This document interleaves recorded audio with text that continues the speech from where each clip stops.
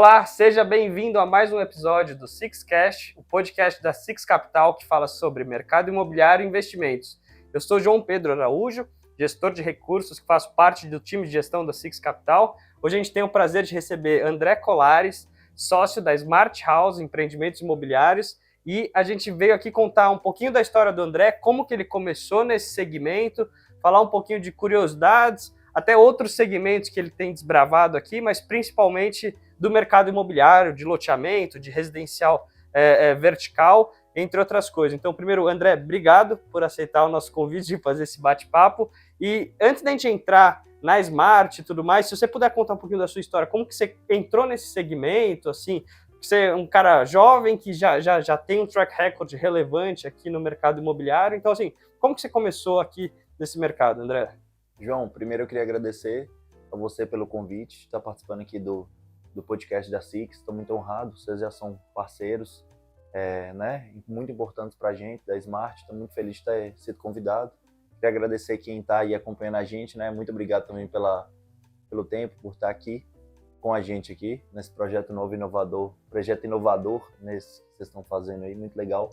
Acho que vocês trazerem mais conhecimento do mercado financeiro, e principalmente no que tange ao imobiliário, a mais gente é muito importante. Eu acho que os imóveis são alguns das melhores formas de investir para a construção patrimonial, principalmente para o pessoal que, aliás, eu acho que para todas as pessoas, é através do investimento em imóveis. Eu acho que isso tem que ser mais disseminado no Brasil para que as pessoas investam de forma mais inteligente, porque eu acho um dos melhores deals, um dos melhores negócios do Brasil. Sim.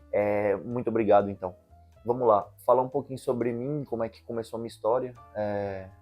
História bem característica, né? Para não dizer engraçada. Eu, na verdade, tenho uma formação acadêmica totalmente diferente do mundo do mercado imobiliário, totalmente diferente do mundo dos investimentos que a gente está hoje, né?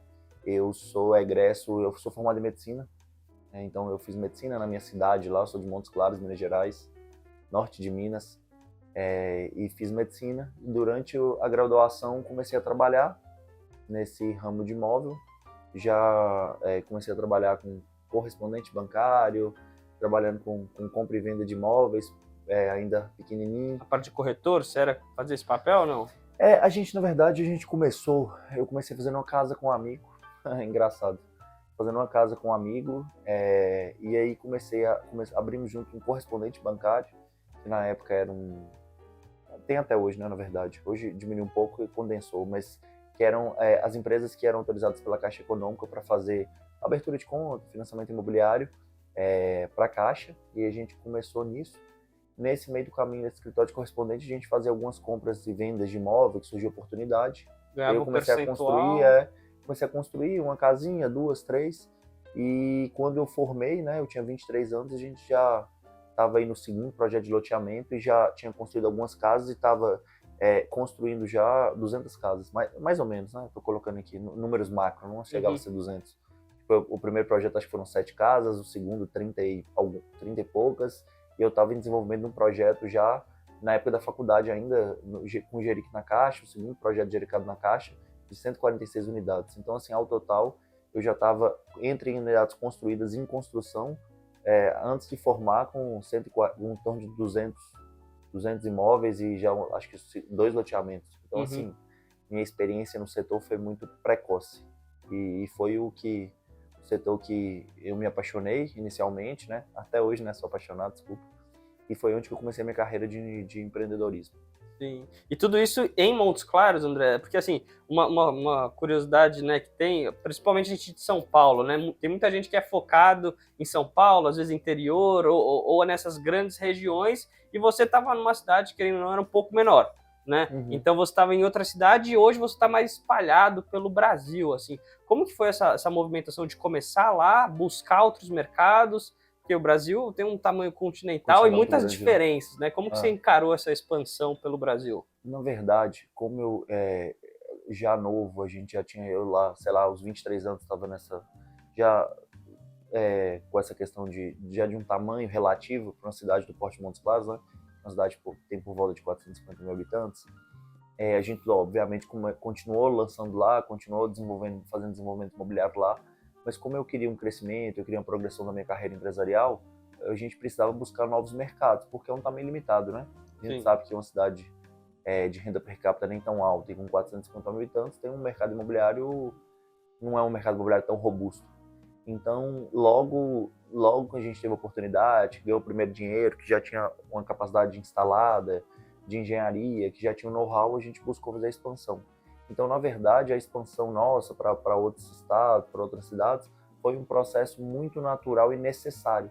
Porque diferente, às vezes, de uma pessoa que desenvolve em uma grande cidade de São Paulo capital, algumas outras grandes cidades aqui de São Paulo que tem um mercado imobiliário robusto, a gente, como estava num mercado menor, tinha que desenvolver, tinha que ir para outras cidades para crescer, porque senão seria uma empresa limitada, local e de um tamanho pequeno, né? Sim. E nunca foi o que a gente quis. Eu que sempre construí algo grande. E qual foi a primeira cidade ou estado que você saiu? Saindo de Montes Claros, você foi para onde? Eu acho que a primeira cidade que a gente expandiu foi a Manaus. Manaus? Na verdade, foi meio que de uma vez. A gente foi para uma cidade de Manaus e foi para uma cidade lá no Pará.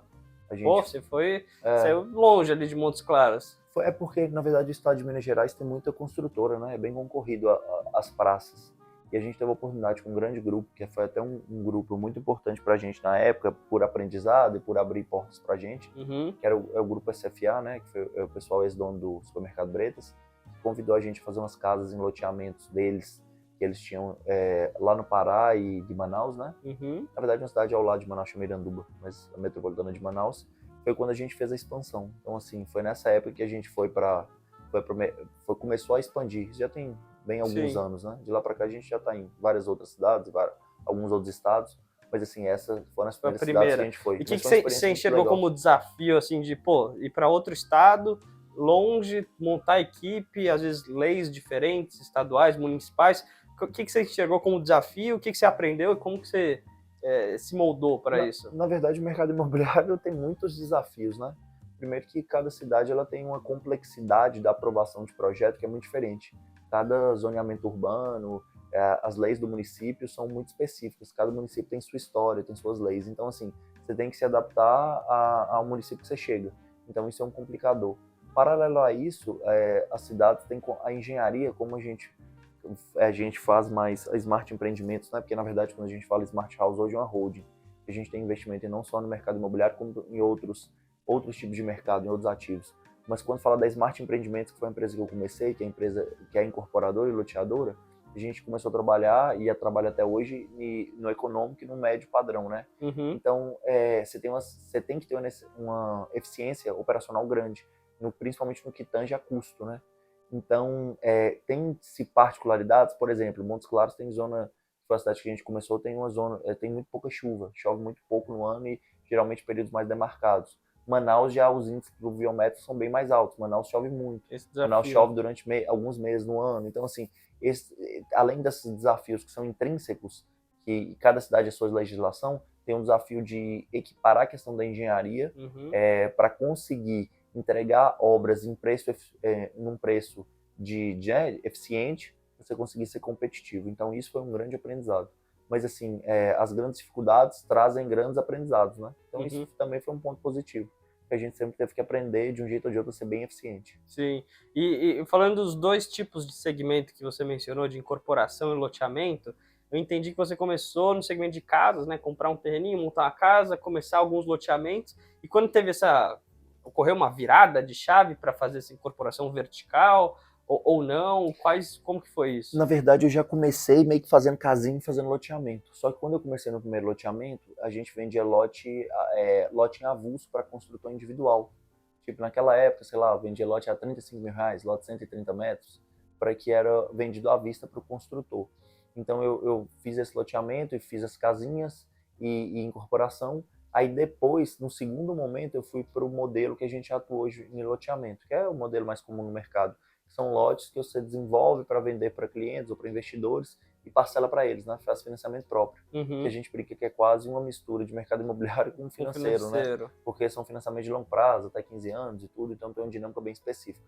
Então eu comecei com lotes vendidos à vista, que é o deal totalmente imobiliário, e fomos para esse deal de financiar clientes para comprar nossos lotes. Carteira que hoje acaba, como o financiamento não tem muito funding no mercado, acaba que hoje todo loteador praticamente maior e tudo tem que fazer isso, né? Sim. Essa é até uma dúvida que eu tinha quando eu entrei um pouco no mercado, que eu não via acho que até existe mais pouco, e eu desconheço a parte de financiamento de loteamento. Né? Não tem, banco não entra, e as loteadoras atuam literalmente como você falou, né? Elas são um pouco de banco e um pouco de imobiliário, real estate, né? de imobiliário. E por que banco não financia loteamento? Loteamento tem situações muito específicas. Os bancos até financiam, mas financiam lotes mais caros, só lote para alto padrão. O médio, o baixo padrão, eles não financiam. O loteamento, a venda de loteamento tem muito uma questão que, assim, tem muito extrato, né? Quando você olha uma carteira de mais médio e longo prazo, você vê 5, 7 anos, acaba que os clientes distratam muito. Por N situações, né? Primeiro que, assim, como a gente trabalha com baixo padrão econômico e padrão médio, às vezes o Brasil é um país muito cíclico, né?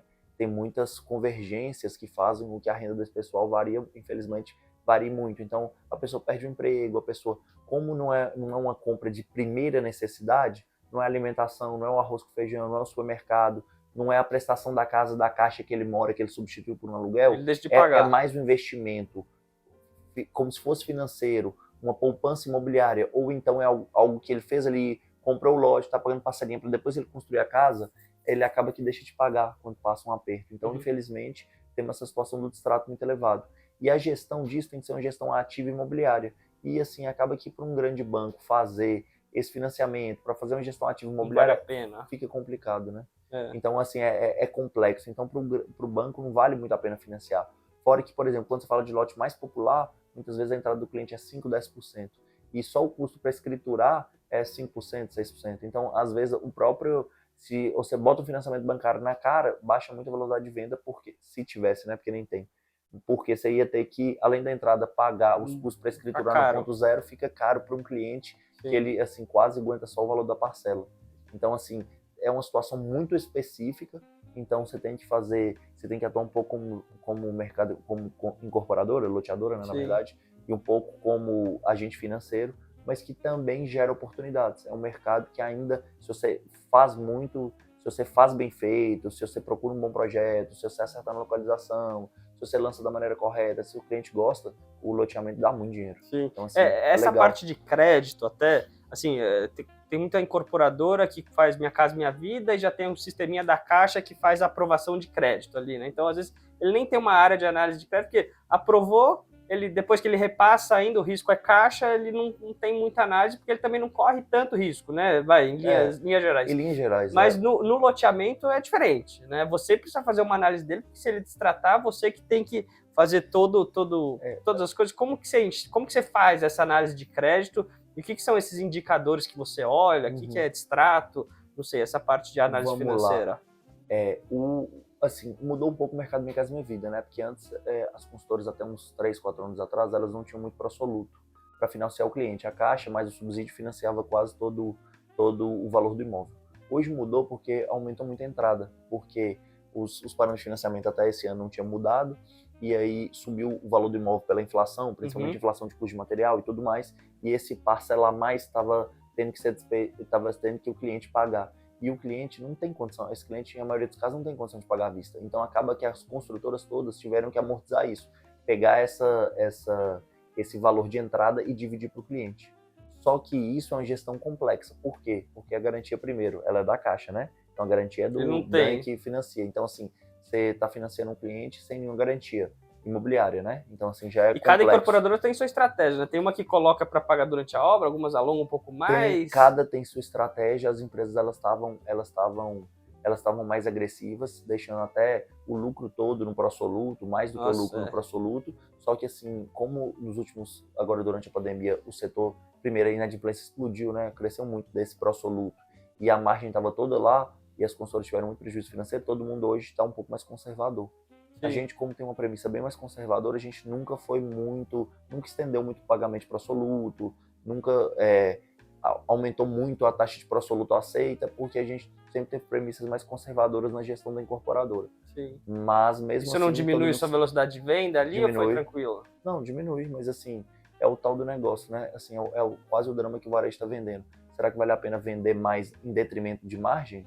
Assim, para a construtora, geralmente essa ótica não cai bem. Se você vende a detrimento de margem, você vende muitas vezes sem ganhar ou perdendo dinheiro. Você tem que expor o caixa, construir. É um negócio de ciclo de capital muito longo. Então, na minha visão, aí cada um tem sua estratégia, Sim. eu acho melhor ser mais, assim, ser mais coerente, vender menos, mas vender nem que ganhando pouco, mas ganhando alguma coisa, do que deixar todo o dinheiro na mesa ou tomar muito risco, né? Sim, Então, uma assim, vez a eu gente é mais lembro que a gente estava conservador. conversando, você falou, putz, eu não gosto talvez de vender caro, né? Eu gosto de vender talvez até barato para vender bem, girar o negócio. Tem gente que já tem uma posição um pouquinho É, diferente de vender mais caro. Como que você enxerga isso sobre velocidade de vendas, preço? Você prefere girar bastante ou ter um empreendimento para arrancar a maior margem possível? Assim, na como que você... verdade, assim, isso aí é muito... cada empresário tem sua premissa, né? E até cada setor tem premissa diferente. Mas na incorporação eu gosto de fazer o trabalho coerente. Acho que todas as empresas a gente trabalha. Eu não preciso ganhar muito, eu preciso ganhar alguma coisa. Preciso, porque senão, se a gente não tiver Faz lucro, sentido. a empresa não é saudável, né? E aí eu não consigo fazer o principal motivo por trás de uma empresa é gerar lucro para você poder crescer a empresa, poder pagar mais impostos, fazer uma coisa saudável, você fazer você gerar oportunidade na vida dos seus funcionários, você gerar oportunidade na vida dos clientes. Então você tem que ter uma empresa que é lucrativa para melhorar, para fazer melhores produtos, para crescer. Então assim, não tem jeito. Eu acho que o desenvolvimento imobiliário ele tem que ter lucro. Eu não acredito na empresa sem lucro. E aí só por market share. Então a gente sempre faz um negócio para ganhar. Claro que às vezes não ganha, né? É inerente no mercado, mas sempre faz tentando ganhar. Mas eu às vezes não penso só no lucro. Não é o maior lucro possível, é um lucro que seja justo, que mantenha a engrenagem funcionando, que dê uma boa oportunidade para o cliente, que tente uma velocidade de venda adequada, mas sempre tem que calibrar esses parâmetros para ser uma coisa coerente. Sim, até você tocou num ponto que eu queria trazer aqui. A gente sempre fala de coisa boa, sobre Uhum, crescimento, mas eu acho que a gente aprende muitas vezes também no erro, né? muito. Você falou que às vezes o empreendimento não dá lucro, assim. Você já teve algum desse? Por que motivo foi? Foi um terreno que comprou muito caro, obra que explodiu, preço que não pegou, Uhum. análise de mercado que você fez e era meio furada? Onde que você mais aprendeu nesse sentido, na Assim, pele, assim? na verdade, eu acho que o empreendimento nosso, assim, que a gente desenvolveu, construiu mesmo, teve que a gente já zerou. Acho que prejuízo mesmo não teve. Eu já tomei prejuízo em projetos que eu fiz, que aprovou, gastou anos, gastou trabalho, gastou custo de projeto, e que não deram certo, ou por alguma questão um terrenista, ou uma questão intrínseca do terreno, ou mudanças de legislação que isso Uhum. acontece, ou então falta de viabilidade, né? Porque o Minha Casa Minha Vida de 2018 é totalmente diferente do Minha Casa Minha Vida da época da pandemia, que a Sim, gente teve um reajuste de materiais, sei lá, de 30%. Então, muitos projetos que eram viáveis antes da pandemia passaram a não ser. Então, a gente perdeu alguns projetos. Mas antes perder, assim, até feia a palavra, mas prejuízo, às vezes você tem que escolher o menor. Antes perder 500 mil, 300 num projeto, do que fazer sim. um projeto que vai te dar 5 milhões de prejuízo, 10 milhões, sei lá. É. Então, assim, E quanto fora o tem custo esforço e financeiro. tempo, né? Melhor Fora isso. abortar rápido do que Então, assim, sentir. é melhor, eu acho que isso é melhor para a empresa, não dá para ganhar todas, né? Então, Sim, assim, essa safra a gente foi muito criterioso, a gente preferiu sair de várias posições e só entrar naquilo que tinha mais segurança, aquilo que ainda tinha uma chance boa de ser rentável, do que tocar projetos que estavam feitos numa safra que infelizmente não se materializaram. A aprovação era muito demorada, né? No mercado sim. imobiliário, às vezes demora 3 anos para aprovar um projeto. Então, e o Brasil muda, os ciclos são muito rápidos. Então, você tem que sempre antever isso e assim, agir de acordo com isso. Não adianta, não é? A gente tem que agir de acordo com o mercado não reage ante a gente. Então, Sim. Eu lembro também outro bate-papo que a gente estava tendo, você falou sobre o balanceamento entre loteamento e incorporação vertical, né?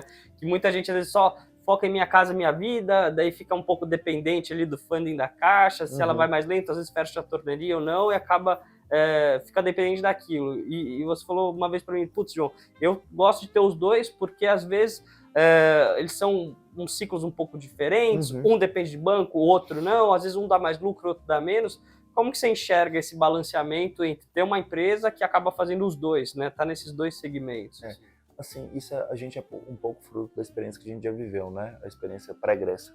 Como eu vim do setor de mercado imobiliário, que ele é muito cíclico, e a gente pegou no começo, graças a Deus, que eu acho que a gente nem teria crescido se não fosse um mercado bom, né? Foi muito bom lá até 2014, 2015. Eu vi que o mercado imobiliário ele tem altos e baixos, e muito rápido. E que não depende de você, são muito mais fatores macro. Às vezes você já começou um projeto, né? O projeto é mais Está no longo, meio do você caminho, casa ali quase no... sempre acontece isso, né? Então o que eu aprendi? Eu aprendi que a gente, assim, pelo menos não é que eu aprendi, né? É a minha estratégia. Eu nunca estou posicionado em só um segmento. A gente faz um pouco de Minha Casa Minha Vida, um pouco de médio padrão, a gente faz um pouco de incorporação, um pouco de loteamento.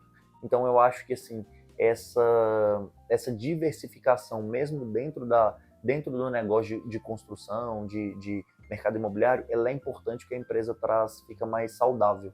Às vezes não cresce tanto quanto poderia crescer na hora boa, mas também não passa tanto perrengue na hora ruim. Sim. Então eu acho que esse balanceamento, eu acho que isso é importante. A gente mesmo tem uma boa carteira de loteamento, até de carteira importante, expressiva, de coisa que a gente já entregou, que está acabando de entregar, que tem um fluxo de caixa mensal que dá uma ótima estabilidade para a gente. E a gente sempre vai crescendo livre. Um fluxo de 10 anos, querendo ou não, dependendo, de longo prazo, às vezes até mais. Então a gente fica com esse fluxo de caixa e vai trabalhando com a ótica de sempre a gente tá um pouco de equity, dívida muito controlada, para fazer um negócio mais conservador, mas é um negócio que cresce e que é vencedor no médio e longo prazo. Sim. É a visão. Mas isso não é visão só no mercado imobiliário. É a própria holding nossa que eu controlo, tem outros ativos, enfim, a gente até diversifica em outros ativos, em outros setores, para poder estar assim, para poder sempre estar tentando ganhar. Às Sim. vezes, quando o mercado imobiliário está mais complicado, a gente tem outros segmentos que está surfando bem e vai fazendo o balanceamento dentro disso. Claro que imóvel hoje é muito importante para a gente, é o mais importante. Mas a gente tem outros ativos também que estão se tornando importantes em outros setores e outros investimentos que a gente faz e que eles acho que dão uma contrabalanceada. Eu acho que a gestão de portfólio que eu faço de uma holding, da holding nossa, é quase uma gestão de portfólio de um investidor, pessoa física faz. Dividindo um pouquinho por setores, dividindo exposição, Sim. riscos e tudo, para a gente poder conseguir uma construção patrimonial de longo prazo expressiva. Legal. Que é o que a gente quer fazer. André, se a gente puder falar um pouquinho de rentabilidade de projeto imobiliário, né? Quando você faz um estudo, quando você executa um projeto, seja um loteamento, seja um Minha Casa Minha Vida, um médio padrão, quando você olha para um projeto, se eu te apresentar um empreendimento, o que você busca? O que é um projeto ideal nesses 3 segmentos? Muda muito? E se muda, por quê? Um é crédito associativo, outro você que financia. Como que você enxerga essa rentabilidade do dinheiro que você aporta ali em cada projeto? João, a gente só entra em projeto que a gente acredita que tem rentabilidade pelo menos aí de IPCA mais 1,5 ao mês, IPCA mais 18, IPCA mais 20. Porque a gente sabe que se você não mirar pelo menos isso, der qualquer coisa, você vai para o custo, você vai para um empreendimento que te não remunera nem o custo de capital. Porque às vezes existem algumas coisas, igual a inflação que teve na pandemia, que foi muito grande. Às vezes tem uma questão de venda não vai do jeito que você pensa, rodada, um ciclo macroeconômico que inverte, que às vezes fazem sua TI baixar. E se você não começar já o trabalho, escolher o projeto que tem uma TI interessante, aí não, assim, você fica muito exposto a esses intempéries. Sim. Então é melhor procurar muito, andar muito e escolher bons projetos feitos da maneira correta, um fluxo de caixa ok e que balanceie um retorno e risco do que entrar só por volume em projeto, entendeu? Sim. Então assim, a gente sempre procura projeto, pelo menos aí de IPCA mais 18. Mas isso muda de loteamento para vertical ou não? Muda um pouco de loteamento para vertical e muda um pouco de risco. Tem projeto que tem, às vezes, um risco maior. Então, o que a gente vai fazer, mas acha que tem que ter uma exposição de caixa mais baixa, que quer entrar com pouco dinheiro, que até a gente mira até mais. Uhum. Só que, assim, isso é o target, abaixo disso a gente não entra, não trabalha. Porque acha que não vale a pena, né? Sim. André, a gente falou agora de rentabilidade, né? O que você põe como rentabilidade alvo aí, independente do projeto IPCA mais 18, pelo menos, né? Pelo menos, né? Daí para cima, bem para cima. Margem. E, assim, se a gente pudesse listar da onde vem essa rentabilidade, ver se o meu raciocínio faz sentido, se você tem alguma coisa para adicionar. Muitas vezes o custo da obra é meio fixo, você consegue um pouquinho para cima, um pouquinho para baixo, se tem escala ou não, pode ser um ponto que dá para tirar rentabilidade, ou a demanda da cidade também, por certo preço, certo imóvel, é uma coisa às vezes que você não consegue influenciar, e muito está no preço do terreno.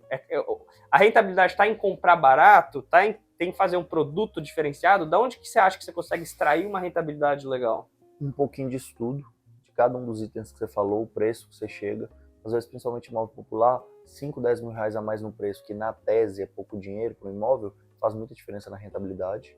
Às vezes o terreno que você paga 1% a menos ou a mais, mas o Brasil, o maior custo que a gente tem que tomar cuidado, porque todos os outros fatores são relativamente tabelados. Se você for eficiente, você gasta mais ou menos aquilo.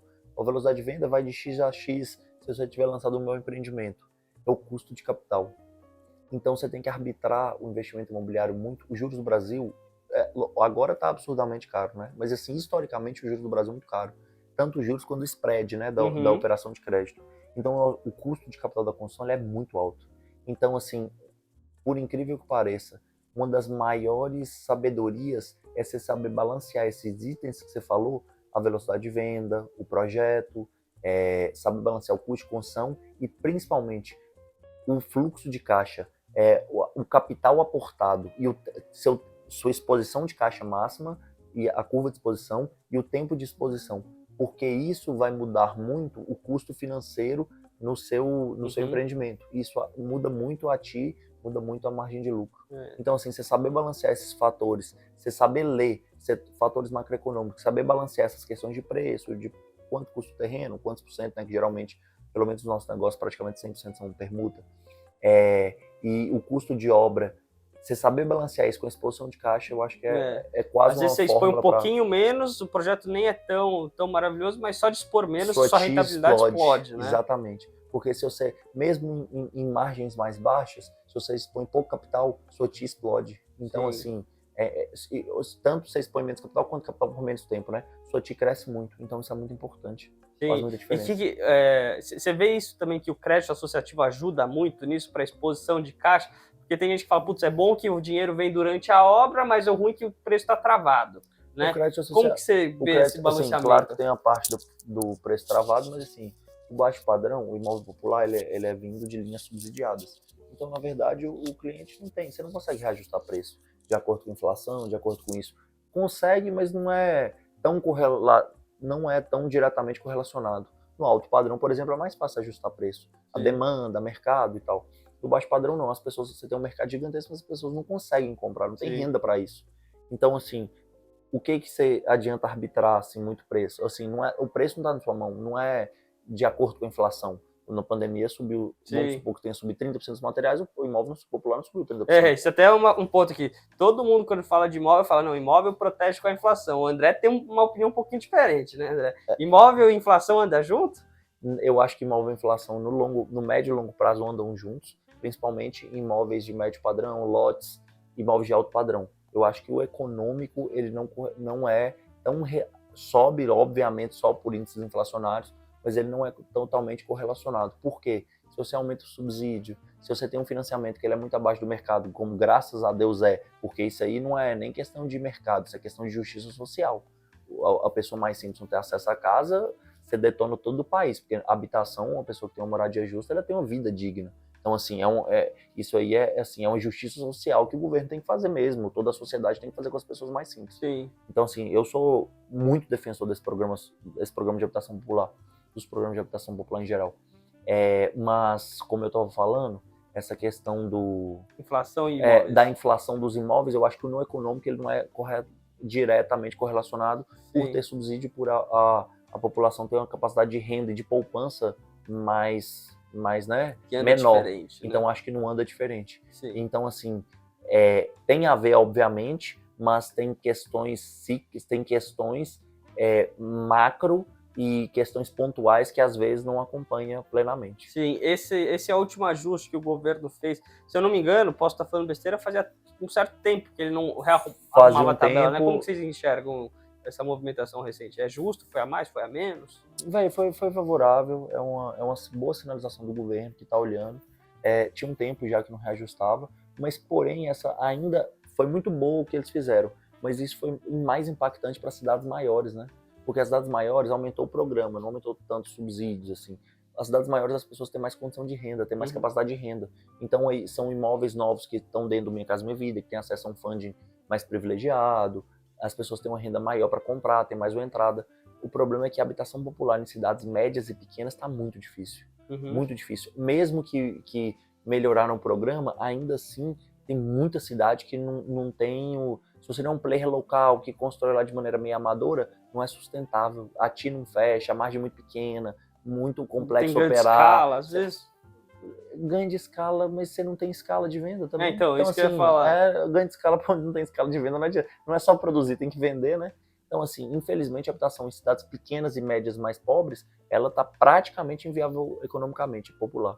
Sim. Agora, no médio, em cidades médias pujantes e no alto padrão, desculpa, cidades grandes, esse reajuste foi muito, muito positivo. Você até citou que algumas cidades, a gente estava conversando um pouquinho também de alguns estados que é mais difícil, a conta não fecha, e você está presente em alguns estados, várias cidades, né? Como que você vê essas diferenças? Assim, tem muita diferença até cultural, social, de renda. Como que isso impacta no imobiliário? Você tem que adaptar o seu produto, você tem que vender mais barato, vender mais caro, às vezes tem que fazer uma coisa diferente dentro do imóvel. Como que você se adapta nisso? Não só por causa da incorporadora, mas você sabe que a gente faz alguns deals de ativo estressado e a gente, né, até com vocês aqui comprou, né, vocês ajudaram a gente aí nessa compra, compramos aquele ativo estressado, que veio junto, sei lá, quantos mil imóveis em várias cidades diferentes, estados, né, então, e por causa disso, por causa dos imóveis que a gente toca também na incorporadora, que também são alguns estados, que a gente desenvolve na incorporadora, lote, casa, a gente tem, eu consigo hoje ter uma percepção de diferenças dessa questão de preço de imóvel e tudo, e até o mercado em geral, de cidades e de estados muito diferentes. Aí o Brasil, assim, o Brasil é um país de 10 Brasis, né? Como algum sábio aí falou, é muito diferente. Quando você vem para São Paulo, você vê imóvel alto padrão vendido a R$50 mil o metro.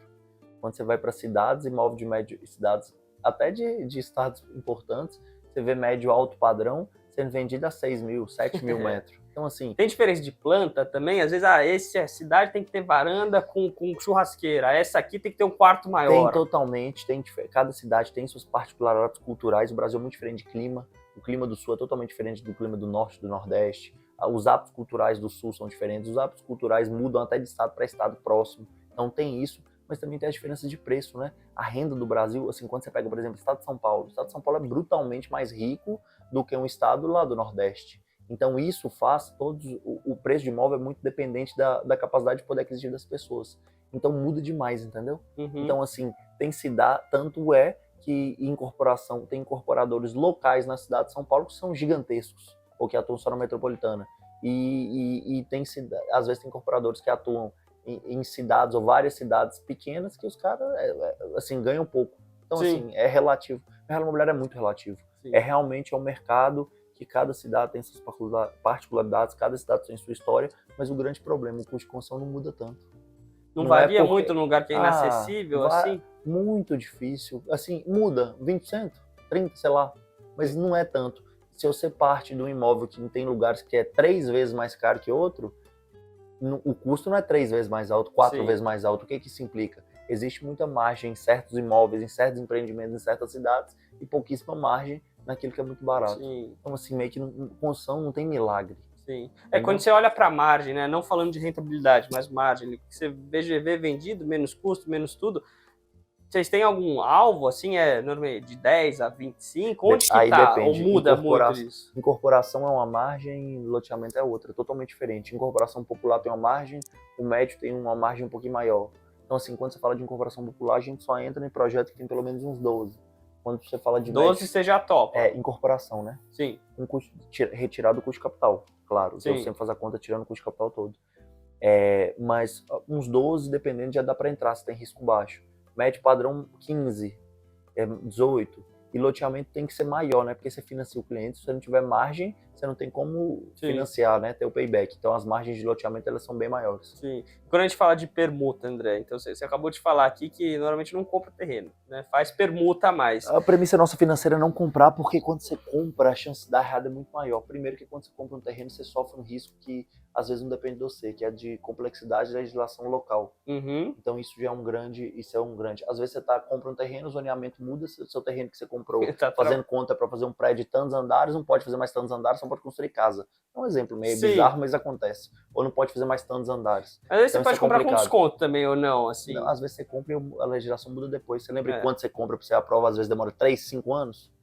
Então, às vezes, então, esse risco, eu como incorporador, não estou disposto a correr. Sim. E outra coisa, como o capital é muito caro no Brasil, se você imobiliza capital na compra do terreno, a conta fica muito difícil de fechar.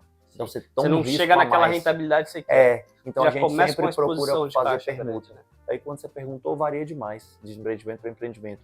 Sei lá, no popular de 6 a 12%, no incorporação de lote hoje de 30 a 40, sei lá. É muito variado, às vezes menos de 30 em loteamento, né? Então, assim, é muito relativo ao preço de venda, à praça, ao custo. Então, assim, não é uma fórmula de bolo. André, você falou um pouquinho aqui de permuta, né? e que muitas vezes a extração de valor está ali na aquisição do terreno, né? Então, acho que muito da incorporação da empresa é achar boas oportunidades, né? Então, aqui vai uma pergunta que são algumas, né? Primeiro, como que você procura terreno? Como que você acha boas oportunidades? E segundo, qual que é o perfil desse vendedor de terreno? É um cara mais profissional ou são famílias? É aquele cara que tem um imóvel e às vezes não quer negociar? Porque eu imagino que a preferência dele seja vender à vista, né? Não sei se achar um cara que aceite a permuta é fácil. Como que você faz essa parte de terreno? Véi, como o mercado passou por muitos altos e baixos e hoje praticamente não tem, assim, eu tô falando mais do mercado de médio e de econômico, né? Sim. Como ninguém paga à vista porque a conta não fecha, acaba que hoje quase todos os proprietários Aceitar. eles já aceitam a permuta, eles já entendem. Até porque o que não aceita, a gente nem abre negociação.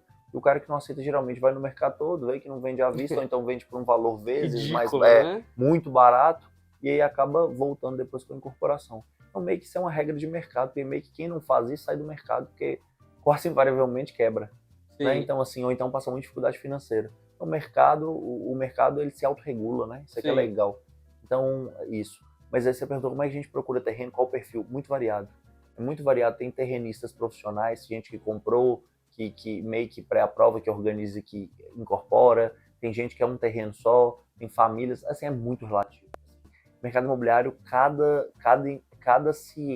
terreno é uma ciência, é um trabalho. A gente procura com parceria com os imobiliários locais, através dos nossos executivos locais, a gente procura. Assim, isso é uma das maiores ciências, é escolher um bom terreno e encaixar o produto certo no momento certo para o empreendimento. Então, assim, isso é talvez uma das 3 maiores ciências do nosso negócio, entendeu? Saber fazer um bom desenvolvimento imobiliário, porque as pessoas querem comprar um produto que gere valor na vida das pessoas, que realmente seja um produto inteligente, e daí até vem o nome Smart, mas que também cabe no bolso, né? Porque a gente sabe que o brasileiro, 75, 80, 90% da população brasileira tem uma questão de renda que não adianta só o que você fazer uma coisa maravilhosa, você tem que fazer uma coisa maravilhosa dentro do que o cara que é factível, que ele consegue possa comprar, pagar, né? Consegue pagar. E daí para essa área de terreno a gente também projetos aqui, pelo menos no imobiliário, chegam todos os cantos, né? Chega alguém que conhece um amigo, mas você tem uma equipe lá, meio que, sei lá, de novos negócios, que tem tá uma equipe prospectando? centralizada, nosso centro compartilhado lá na base de Montes Claros, e temos a própria pessoa local que analisa também, né? Faz um primeiro filtro. Quando você entra numa cidade ali, o povo já começa a te conhecer, começa a te mostrar coisa? Também, mas a gente não entra numa cidade assim do nada, a gente tem que entrar baseado no estudo,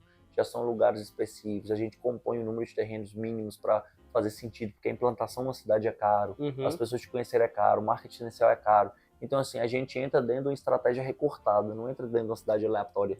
Na incorporadora, né? Diferente da minha atividade nos ativos estressados, que aí é o que aparece sendo boa oportunidade, tendo preços, a gente tendo o ângulo para desenrolar, a gente está entrando, que é diferente. Na incorporadora, você tem que ter toda uma ciência, uma estratégia por trás para fazer sentido entrar. Sim. Hoje, então, você falou que alguns lugares, cidades, hoje você está presente onde, André? Se você souber de cabeça, assim. Acho que eu sei quase todos, se eu esquecer alguma, entre, tá? Lugares que a gente está construindo e vendendo e lugares que a gente está desenvolvendo, que é aprovando, a gente está em Rio de Janeiro, capital, Maricá, Rio de Janeiro, Campos dos Goytacazes, Itaboraí, isso no estado do Rio. Está em Montes Claros, Uberlândia e Divinópolis, em Minas Gerais. No estado de São Paulo, algumas cidades, que são mais cidades assim, começando porque o nosso executivo a gente tem um sócio operador em São Paulo, ele fica sediado em Campinas, então é lá na região, Campinas e região ali, são algumas cidades, tanto incorporação quanto loteamento, quanto algumas coisas para build suite. Vamos lá. Manaus, né? Manaus e Iranduba, lá 2 cidades, mas na verdade é Manaus, porque é metropolitana. Na incorporadora são esses estados que a gente está. Na incorporadora. A gente tem outros ativos imobiliários, mas tem estratégias diferentes de desenvolvimento. Que aí é vários estados aí separados, que são os que a gente compra aí para desembolar, né? Resolver. Legal. André, agora falando essas curiosidades, outros segmentos que você falou, né? Tem essa parte de imobiliário, Mas você já tem até restaurante, né? Já. Né? Até Que tomar um outro prejuízo, segmento você inclusive, já, porque já atuou e está presente hoje? Tem que contar, não adianta contar só os acertos, tem que contar os erros, né? O restaurante a gente entrou tomando prejuízo. Entramos um pouco antes da pandemia com 2 restaurantes, investimento, né? Investimento em um pessoal lá, e acabamos dando errado por fator de pandemia e talvez fator de não ser nem o time, nem a estratégia correta, um setor difícil, a gente acabou não optando. Mas a gente também tem investimentos bem-sucedidos em outras áreas, a gente tem investimento em algumas empresas nossas próprias, junto com gente do setor de mineração, graças a Deus investimentos muito sucedidos, bem-sucedidos, em ativos diversos, né? A gente tem investimentos tanto explorando ativos lá, mineração de quartzo e outras coisas, quanto tem ativos em desenvolvimento, empresa que a gente tem direcionado ao desenvolvimento de ativos de lítio, que está bem na moda, a gente está conversando com os grandes players do setor, tá sentando na mesa, está desenvolvendo, então assim, é uma atuação mais diversa, e assim a gente abriu uma hold para mineração, tem alguns outros investimentos, e tem também alguns, além dos investimentos de fundo, né, que você conhece, que você toca aqui pra gente, em ativos estressados, e temos também investimentos em outras empresas pontuais, que são empresas que a gente faz olha, cheque, que é um cheque confortável para a gente dentro da estratégia de hold, e não só o cheque confortável, mas que a gente tem alguma posição ou de controle ou de participação ativa na gestão, e que a gente acredita que existe uma tese clara, a gente ajuda a formar a tese para ter um crescimento robusto. Então a minha hold também atua com isso. Cheque próprio hoje por enquanto, empresas que a gente tem controle ou que a gente participa da gestão, participa da construção, que é uma tese que a gente acredita de crescimento. É quase uma tese de private equity, mas não private equity porque a gente entra um pouco antes do que o private equity normal entraria. Empresas mais iniciais, mas não empresa do zero. Empresa que já tem um faturamento, já é operacional, já tem um faturamento comprovado. E aí então você olha oportunidades em geral no mercado empresarial, que você consegue agregar valor, seja na gestão, seja com capital, e que pode crescer. Tem algum segmento que você veta, assim, que você fala, isso eu não entro, porque eu acho que é... Não tem. Eu já tentei investimento em startup, errei a mão. Então a gente hoje procura mais coisa de ativo real. A gente gosta muito de ativo real. Imóvel, mina, estamos olhando o agro para entrar em ângulos específicos. Finança, né? Que é o que a gente está fazendo aqui agora junto. E Deus abençoe, vai crescer muito nos próximos anos aí, que a gente adora finança. Fomos muito bem sucedidos nos primeiros 1 ou 2 investimentos que a gente fez aí, que finanças com esse viés de ativo estressado. Estamos abrindo finanças com outros viés aí juntos. Mas assim, é mais coisa mais palpável. Eu acho que a gente tem que entrar. Investimento é muito importante onde você tenha mais domínio. E a gente hoje tem mais domínio de coisa de ativo real, de investimento em imóvel, mineração, finança ligada a ativo real, empresa mesmo mais tradicional do que setores muito disruptivos. Sim. Eu acho que o setor disruptivo, eu acho que é melhor, assim, no caso nosso, eu acho que não tem diferencial nenhuma para entrar, para investir. Então, assim, se for coisa de muita tecnologia embarcada, assim, não é o que a gente hoje está fazendo, eu não me sinto apto. Às vezes que eu tentei, eu errei. E em ativo real, acho que quase sempre que eu investi, eu acertei. Então vamos para onde é que a gente está mais acertando, né? Um dia eu estava conversando com o André, falei, pô, André, você não quer investir em criptomoeda, essas coisas? Eu falei, putz, isso eu não entendo, eu não conheço, eu preciso de alguma coisa que eu consigo ver, ir lá conversar, né? Um pouco da sua tese de conhecer o produto é mais... eu acho que assim, eu tenho mais capacidade, eu tenho mais assim, diferencial competitivo em ativo empresa tradicional. A gente investiu agora em empresa, eu nem posso falar ainda, mas nos próximos meses o pessoal vai falar que é uma empresa legal de mercado, vai crescer muito. A gente foi bem sucedido em investimento em mineração, está desenvolvendo mais o ramo de mineração, então vamos crescer, está muito ativo ainda pré-operacional e aprovação, mas ativos muito importantes. Imóvel é a minha paixão, finanças, assim, estou gostando muito, vamos fazer muita coisa nos próximos anos. Então, assim, é mais coisa mais tradicional. Sim. Eu acho que eu sou mais um investidor de valor, sabe? Eu acho que essa tese de valor, ela é mais... Eu sou melhor para investir nessa coisa mais do value mesmo do que do growth, como diz o outro. Sim. Eu acho que tem que ter uma base de valor, tem que ter uma base de empresa real aí. Desculpa, empresa real não, ativos reais. Eu acho que faz mais sentido hoje para o nosso. E até porque, até hoje, quase todo investimento nosso é próprio ou a gente participa do investimento. Então, eu tenho que ser muito assertivo, porque a gente faz uma gestão de portfólio bem conservadora também. O nosso capital ele tem que ser empregado em ativos com menos risco. Sim, e agora que a gente está até abrindo os primeiros fundos para ir a mercado, né, com vocês aí, a gente vai usar a mesma tese. Legal. Até um assunto, trazer um pouquinho talvez de política. Você entende, assim, as empresas quando você cria uma empresa, acho que você imagina ela para ter uma vida perpétua, né? Sim, Seja acho que a governo de empresa tem que ser um esquerda, filho, né? go- Feito para durar. governo de direita. Você acha que a parte de política influencia muito nas suas empresas?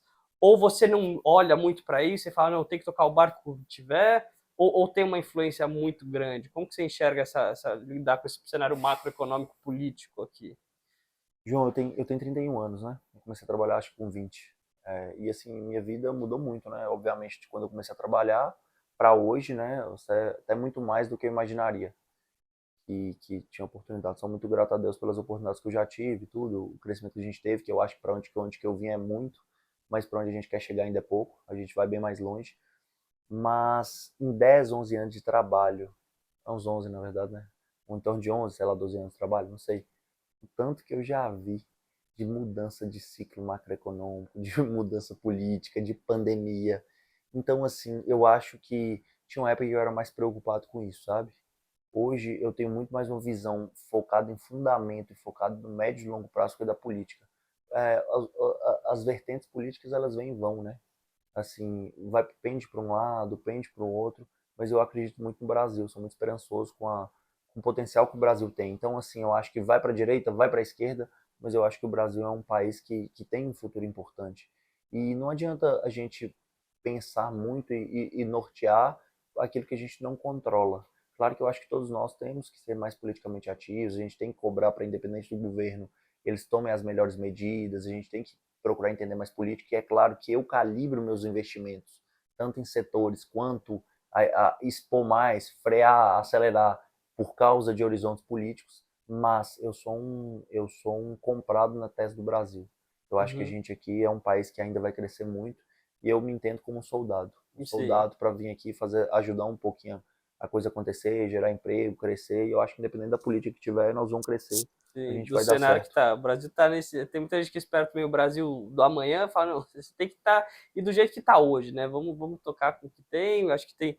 Até tinha um gestor de ações que falava um pouco disso. Tem muita gente que espera o cenário bom, mas o Brasil é isso, né? Você tem que aprender a lidar com isso. Você concorda com Véi, essa visão? eu acho que o Brasil, até infelizmente, até engraçado falar, mas eu acho que assim, o Brasil, ele ainda não tomou, e no curto prazo, no passado não, e nem no curto prazo vai tomar medidas que realmente são estruturais para um crescimento contínuo de longo prazo. Então eu acho que o Brasil nunca, perdão, eu acho que o Brasil no curto prazo não vai ser um país desenvolvido, não vai ser a oitava maravilha do mundo. Mas por outro lado, o Brasil é um país de dimensões continentais. O Brasil é um país que tem uma riqueza de aspectos assim naturais gigantesco. O Brasil tem uma população grande, de mais de 200 milhões de habitantes, que querem consumir, querem crescer, querem melhorar de vida. Então, o Brasil é um país de muitas oportunidades. A gente, infelizmente, eu acho que no curto prazo, a gente, nem no médio prazo, para ser sincero, eu acho que isso é mais um horizonte de médio, longo prazo, a gente vai ter um crescimento aquém do que a gente tem potencial. Mas eu acho que o Brasil é crescer, o Brasil vai melhorar, eu acho que as coisas vão evoluir, e eu acredito muito que os nossos dias de amanhã, claro que vai ter o soluço no meio do caminho, mas que os nossos dias de amanhã são melhores que os dias de hoje, Uhum. que foram melhores que os dias de ontem. Sim. Claro, existem complicações, existem fatores macro, existem guinadas, mas eu Podem sou dar uma chacoalhada no para meio do lá e caminho. para cá. Mas no fundo eu acho que não só o Brasil, mas quando o mundo ele tende a uma estabilidade, nem tudo é tão ruim quanto as pessoas pintam no momento ruim, e nem tudo é tão bom quanto as pessoas pintam no momento Sim. bom. Então eu acho que aquela velha máxima de estar sempre prudente, ser sempre conservador, sempre trabalhar duro, mas assim nunca nunca muita animação, nunca muito otimismo, nem muito assim, não, o contrário de Sim, otimismo sim, sim, um pessimista nem muito demais, né? pessimista, eu acho que é o fator. É constante, sempre para cima, Sim. sempre trabalhando duro e sempre investindo e sempre com premissas mais conservadoras. Eu acho que assim, dá para ganhar muito quando você pensa em horizonte de médio e longo prazo, sem Com pensar essa tanto no curto visão, né? prazo. As pessoas elas espetacularizam muito o que você pode ganhar em 1, 2 anos e elas assim Dinheiro e, rápido, fácil ali. e elas o que acontece? E elas não pensam que você pode construir muito em 10 anos. Então é o que eu sempre falo para as pessoas, me deem 5, me deem 10 anos que vocês vão ver que eu vou longe, a gente vai robusto. Mas em 1 ano, não dá, eu não acredito em nada de tão curto prazo. Sim, Talvez até pela a nossa filosofia de investimento, né? Acho que é uma sim. filosofia mais de médio e longo prazo e a gente tá bem desse jeito. É, É um passinho de cada vez acho que e acho que no médio prazo, longo prazo, a coisa acontece. eu concordo muito com a sua visão. Eu vi uma vez uma pessoa falando uma frase para mim, falou, cara, quando o Brasil começa a ir mal e começam a aparecer as notícias pessimistas, você abre o jornal e parece assim, o Brasil vai virar O mundo tá acabando. Venezuela. É, o mundo E tá daí acabando. começa a ir bem, você abre o jornal e fala, o Brasil vai virar a Suíça. Mas daí esse cara tinha a visão, falou, não, o Brasil sempre vai estar no meio, vai estar bom, depois vai piorar, mas também não vai chegar no fundo do Pelo poço, ele menos, vai o estar Brasil não ali, vai né? ser a Venezuela, igual pintavam, mas também não vai ser a Suíça. Vai estar Assim, sempre... ou pelo menos não no curto prazo, né? Tomara que um dia. Mas Sim, então, assim, o Brasil é isso aí. É o país que a gente conhece. Tem sim, que aprender, só que também aqui é tão complexo navegar, tem tanta dificuldade burocrática, tem tanta dificuldade de legislação, tem tantas dificuldades e ciclos macroeconômicos, que quem está aqui, quem sabe operar, vai ganhar muito dinheiro. sim. Quem sabe operar isso aí, Brasil, vai ganhar muito dinheiro. É. Hoje, amanhã e depois da manhã e daqui de 5 anos. Sim. Indo para só para chegar talvez aqui mais para o final, André, você está com uma visão, estou entendendo, mais otimista para esse curto, médio prazo, para o Brasil, de modo geral, e como que você vê suas projeções, né? Seja a sua expectativa para a empresa de investimento, você vai focar mais em incorporação, mais em loteamento, em outros ativos alternativos, expansão pelo Brasil, como que você está traduzindo esse, talvez, um pouco de otimismo para a empresa, assim, o que você vai fazer daqui para frente? Ô, João, véi, vou ser muito sincero pra você. A gente vai continuar do jeito que a gente sempre fez. Um passo de cada vez, analisando bem os negócios que a gente entra, tendo uma boa diversificação de portfólio, fortalecendo mais as cidades. Hoje é uma época de fortalecer mais as cidades que a gente já está do que entrar a cidade à torta e direito, porque assim nós estamos na volta de um ciclo que foi ruim para a incorporação, foi durante a pandemia, principalmente para médio e baixo padrão foi ruim. A gente está na melhoria agora do ciclo de juros, então assim, é fazendo um trabalho de cada vez. Claro que a gente adapta, a gente está num mar que ele tem momentos mais calmos, momentos mais tranquilos e momentos mais revoltos, e a gente vai adaptando dentro disso. Mas eu não tenho assim uma projeção, vai ser desse jeito, vamos crescer para tantos dados, vamos investir tanto. A gente vai fazendo de acordo com que as coisas vão acontecendo, fazendo. Eu Não é sou mais. crescer a qualquer custo, seria mais Não, uma de nós não vamos crescer consolidação. a qualquer custo. Eu sou mais preocupado em fazer meu trabalho, não só na incorporação, quanto as outras empresas que a gente trabalha, fazer muito bem feito do que crescer. É melhor você fazer muito bem e crescer passo a passo do que crescer muito rápido para não fazer tão bem. Entendi. Assim, pelo menos o nosso viés é melhor assim. A gente se dá melhor desse jeito, a gente constrói empresas melhores desse jeito. Então, assim, eu não penso tanto em projeção, eu penso fazer dentro do que a gente pode, dentro do que a gente consegue e até mais do que a gente consegue, eu penso como eu faço melhor a cada dia. Em qualquer um dos meus investimentos, seja no mercado imobiliário, seja nas finanças, seja na mineração, a gente busca fazer um bom trabalho construído em cima de ser transparente com as pessoas, em cima de falar a verdade, Uhum. mesmo que doa, em cima de ser cumpridor da obrigação com os nossos clientes, com os nossos stakeholders, do que crescimento a qualquer preço, vender tese maluca, a gente não faz isso. A gente, graças a Deus, cresceu muito nos últimos anos, mas dentro de premissas assim, claras, transparentes, fazendo o que a gente acha correto, sendo o que é coerente, vamos continuar assim. Eu não estou tão preocupado com o crescimento, estou preocupado em fazer bem feito. Sim, então é um E o crescimento, às crescimento eu acho vezes, que vem até natural. menor, só que mais sustentável, né? Se Mas, você olha balanço, falando de mercado imobiliário, né? Se você olha balanço nosso, você olha os resultados financeiros, você olha as posições de recebível, a gente é até mais do conservador do que, em tese, a tese moderna de administração manda. Mas a gente está confortável desse jeito.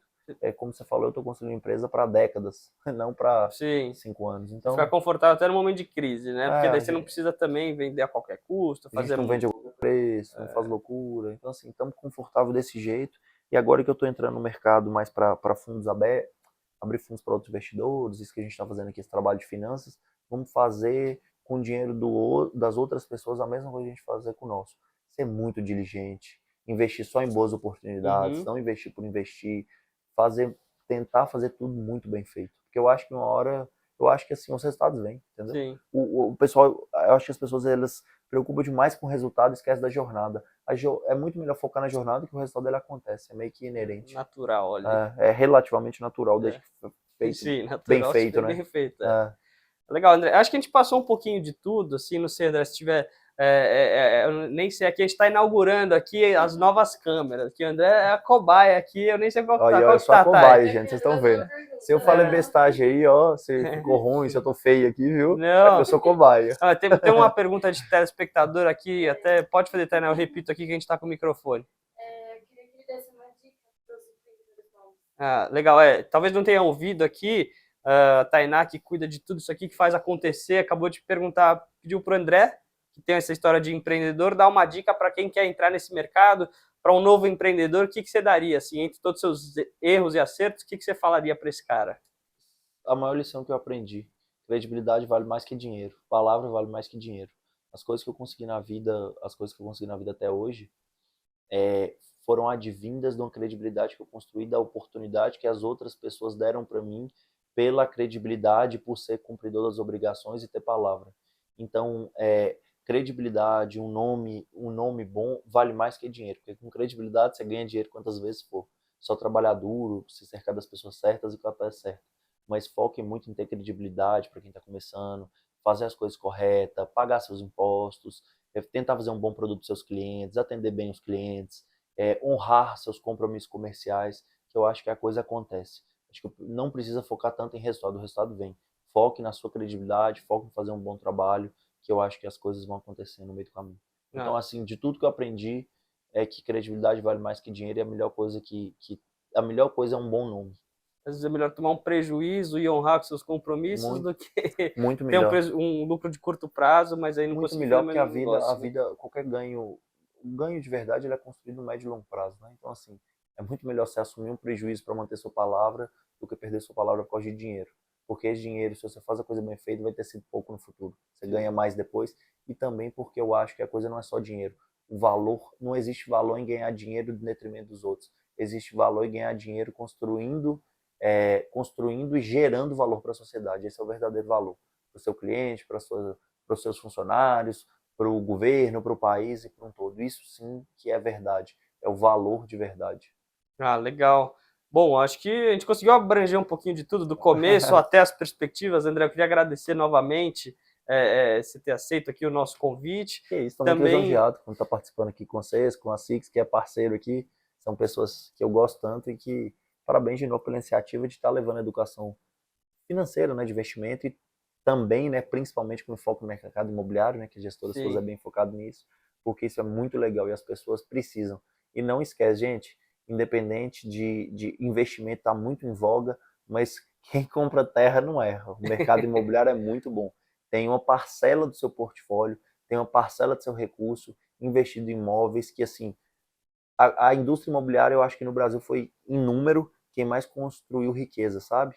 Principalmente para o investidor mais menor, para a pessoa que está começando. Então, assim, invista em imóveis. É importante qualquer pessoa ter uma parcela do seu investimento em imóvel. Seja imóvel, se não der em fundos imobiliários, que você consegue, né, com valores menores, estar investindo em imóveis também indiretamente, mas invista. Isso é importante, isso é construção de patrimônio. Não ouça os influencers aí que estão falando que imóvel não presta, não, porque toda grande fortuna, todos os ricos que eu conheço investem muito em imóvel também, tá? Então, assim, é vencedor no médio e longo prazo, tá? Então, parabéns aí pela iniciativa suas. Legal. Vocês também vistam muito bem, vocês sejam, que aprendam muito e que a gente possa, vocês mais e eu menos, mas que a gente possa ter contribuído humildemente um pouquinho com cada um que está assistindo a gente. Muito legal. Obrigado. Obrigado, André. Espero que vocês tenham gostado. Aproveito para convidar vocês para curtir, comentar. Se tiver, faz alguma pergunta ali, que o André está com a gente, parceiro também. A gente pode chamar ele, já ficou o segundo, terceiro convite aqui. Espero que vocês tenham gostado. Qualquer coisa a gente está à disposição e até a próxima.